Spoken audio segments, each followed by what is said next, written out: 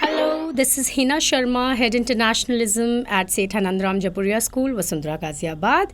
Today we are here once again at the Radio Spark, the voice of Jaipuria. We are going to have a Guftagu session once again with our Director Principal, Mrs. Shalini Nambiar, wherein we are going to have a Guftagu session with our Swedish delegates who have come all the way from Thoren Business School, Malmo, Sweden. So we are here to welcome Mr. John and Mr. Victor, and we are very glad to share that this time they have come along with their 8 students to make this student exchange program a grand success. Over to you, ma'am. Hi, namaste.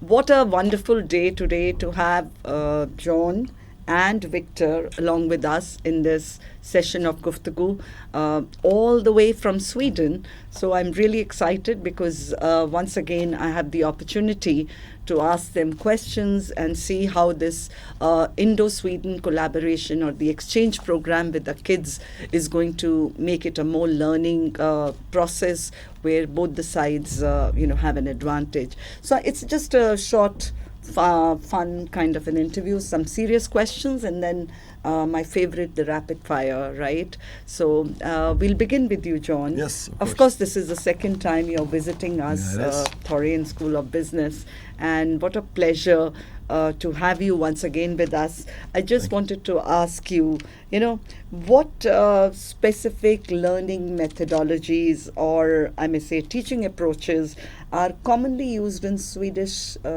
schools, or did you see any difference? Yeah, I think there's a lot of differences. I think mostly in India you teach more directly to the kids, whereas in Sweden you tend to let the kids find out themselves. Me and Victor, I think we're both in agreement that we need to teach more towards the kids and not just let them use their own knowledge, because that is the role of a teacher in general. And there's been a lot of debate in Sweden on whether to do this or not. So that is one thing I'm taking away from this trip. I think it's really valuable to have that connection and that straight connection that the teachers learn and the kids, the teachers teach and kids learn. Okay. Yeah. So that's very interesting observation because we have a mix of everything actually in the classroom. So a bit of teacher directly teaching, then interactive, because it's important, I think, in a classroom to have a child engaged. Of course. Yeah, so that's something that's interesting. Thank you so much. So Victor, over to you.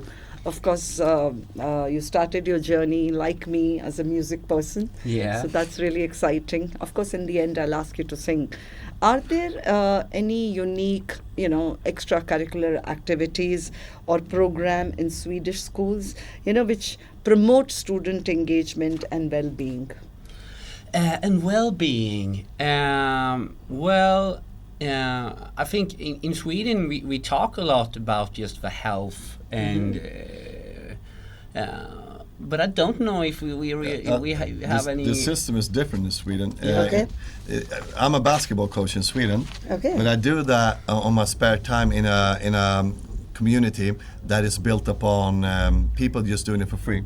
And it's not in school. So all the sports, all the music, all the activities are run by not companies, but small partnerships and collaborations. So that is how we built the whole system. Oh, that's interesting. So I have a lot of actually Indian kids that their parents are from India, but they live in Sweden now. And they think that this is something within the school, but I always tell them that this is something different. But when it comes to health and like sleeping habits and food and everything like that, we have both classes and discussions and we act like mentors for our students so we talk a lot about it. Yeah. That's very. What I heard you speaking, some time back about growth mindset. Yeah, of course. Yeah, that's a very interesting, and I just love it because I think it's very important also. It is. So I would just like you to elaborate Yeah, for sure. I can talk probably for a long period, but it's the idea that you're not stationary. The idea that you're not smart or stupid or anything. The process is what counts. The worst thing we can say to kids is that you're so smart. Because if kids hear that they're smart, they tend to not apply themselves. It's all about the process of what you're doing. It's a journey, not the destination, if you put it that way. And you need to teach that process and always communicate towards the process. It's the same in basketball. If I tell a kid, oh, you're so good at basketball, they'll stop applying. But if I tell them, you did this well, you did this not as well, you need to do this, and if I always talk about the process, then they become better players and better students and better in general. Absolutely. There's a very beautiful book on the growth mindset. I think it's called If. Yeah. How do you use the word if? I think you're talking about that. And I really appreciate what you're talking, because generally as parents and teachers, we do that mistake. We keep telling them, oh, you're really good. So great. And they grow up thinking in that false, you know. Yeah, it's mostly parents. And I'm a parent myself. And when I started doing it, I immediately came to mind that, okay, I've been doing this as well. No, very interesting. And definitely I would love to have a session on this, because I think this is something very close to my heart. Just a question to you, Victor. You've been here now for 2 days. First trip to India, I think. Yeah, it's my first trip. Love it. So, and you took a round of the school. The head boy and the head girl took you around.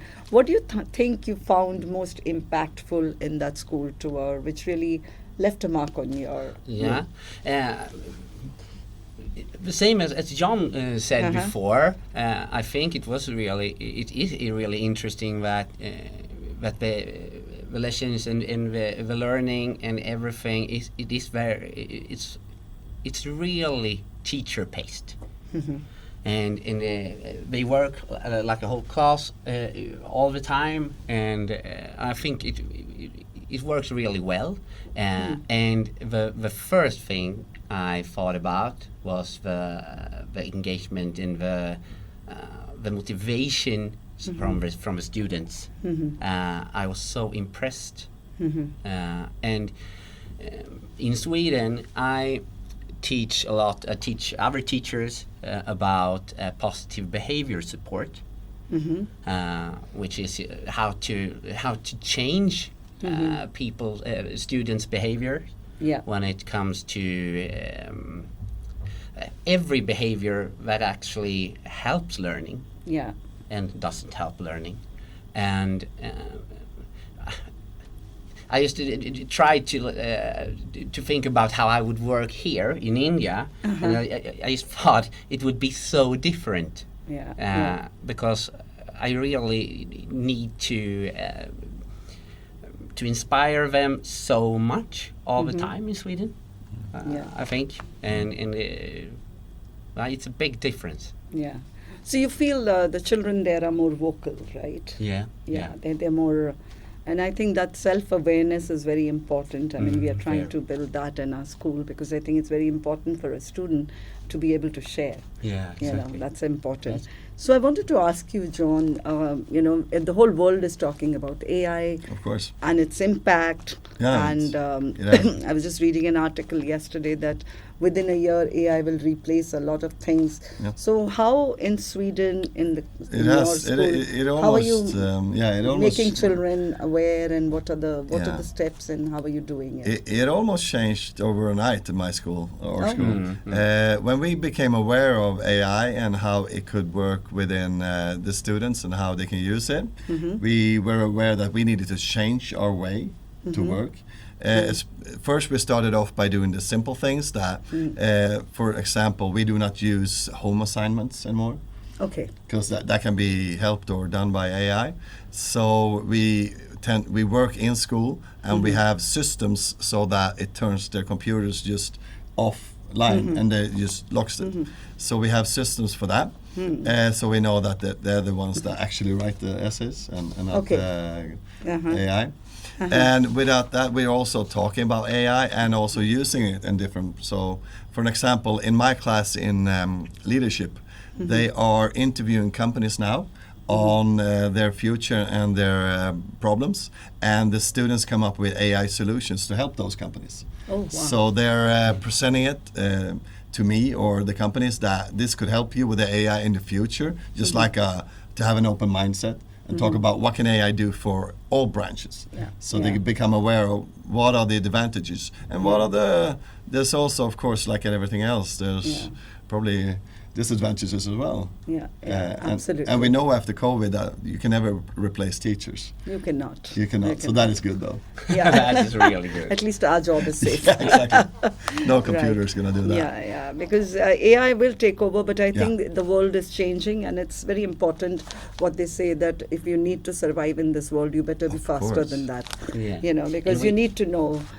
Because I feel it's very important to be aware and to be abreast of all the latest happenings and be able to use it effectively. Because if you don't know how to use it effectively, it can I use it all the time in my planning and when I'm doing stuff. It helps me a lot. And I think it saves time because I feel a teacher writing a lesson plan is much easier if she uses an AI. Yeah, of course it is. Because it's much faster. So you can spend time on effectively maybe checking copies. And you're also correcting the AI. So you say something and the AI is not, and then you're changing and you're The common opinion is still that AI plus human is the best solution of course. in every task, Absolutely. every task. Absolutely. So I don't think we should be so afraid of it when it comes to taking over jobs. But we have certain jobs like in my school, in our school, I'm sorry, we have a lot of parents with different languages, so we need interpreters. But AI can use that. We can use that instead of an interpreter. And they prints out all the conversations, which is really good. Which is really good. Yeah. So there are some jobs that are going to be probably. Yeah, it's going to be easier, right? And life is easier with AI, and you need to accept. So if I was to ask you, Victor, another question, some of the, some insights into the culture, the values, the tradition, which are emphasized in Swedish schools, or maybe the place you are there, Thoren School of Business, so anything which you feel. What the culture is in Sweden, and how like student behavior, what they're doing. Well, what's typical of Sweden? I don't know really. So what is the kind of do you have any discipline issues? I mean, just wanting to understand how are they handled. And of course, it is different on different schools, but I think we do have absolutely discipline issues compared to this school here in India. And we talk about a lot about how we should solve that problem. And it's a hard one. It's a general problem for the whole population. And then students nowadays, they're really self-aware in Sweden. They know their rights and they know their mostly their rights, but they also know what they're supposed to do. And some of them are extremely stressed about school, as some are here, of course. And we have some students that don't take it serious as much as they should, because everybody's pretty privileged in Sweden. So the effects of not managing school isn't that bad. So there's always, you have to motivate, as Victor was saying earlier, you have to motivate and you have to let students know, why am I doing this? What is the meaning? You have to make it meaningful. And if you don't make it meaningful, you can lose kids on the way. And one of the biggest problems we talk about now is the difference between schools and the different areas in Sweden. This was one of the areas where we were the best, almost. We talked about that we were the best in the world at it, but not anymore. But not anymore, and that's becoming a big problem. Because I think the youth is also changing a lot. Exactly. And it's like the AI taking over the same way the youth is.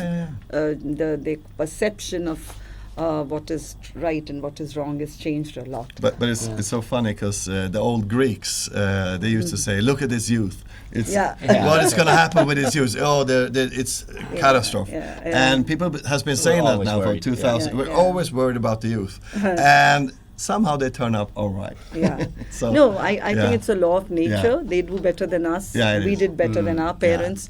So I think, there's a particular stage they Yep. go through, but I think everybody does well. Yeah, That's we, what I we hope so, right? Yeah, yeah.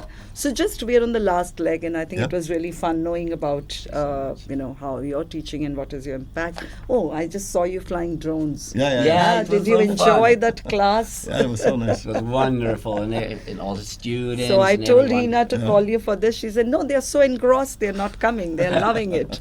So that's really nice because we Yeah. really wanted you to experience. And this, as I said, the AI is a very important part of education Yeah. in our school system. And Atal, where you spent the time, is again a very important part of that. Right. So just last bit, I'll have a rapid fire question, Yep. some fun questions. Oh, yeah. Yeah. So, Fun. so I think let's start with you, John. Yep. What makes you smile the most? Making other people happy. Oh, very nice. exactly. Your favorite song? 93 Till Infinity by Souls of Mischief. Oh. I love that song. You never heard of it, but I have a good memory of it. Okay, what are the two things people don't know about you? Don't know about me that I'm pretty open, I guess, in some matters. Don't know. That's a hard question. They don't know that I'm constant. Now that I'm optimistic when it comes to time, but some people know that, and that I'm more forgetful than I seem to be. Yeah, I look pretty serious and that I have everything in order, but I forget a lot of stuff. I actually have to be reminded about a lot of stuff. Okay, 3 things you can't live without.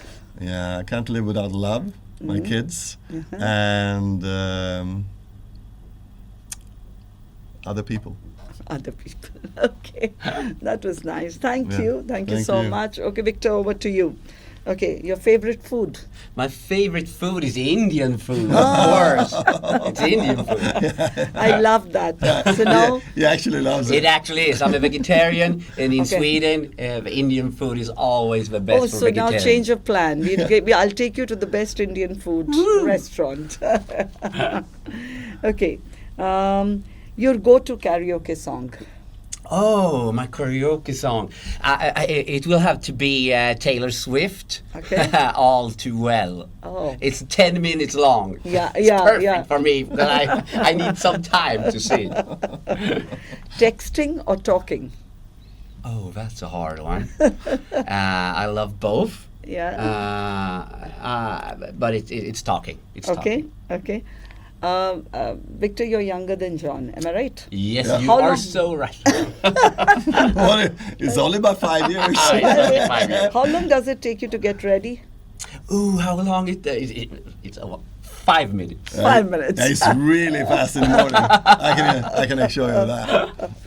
Okay, so I think we had a great conversation, and I really want to thank you, and we look forward to more such conversations. Yeah, We look thanks. forward that hopefully we'll be working with you on a lot of projects, and I'm excited about that. You did meet our, the commerce and the business teachers we have, and the we have- students. we have some interesting plans going forward. And I'm really excited because I think we will be doing a lot of work with you together. And thank you all so much. Namaste. Thank you. Namaste. Namaste. Thank you.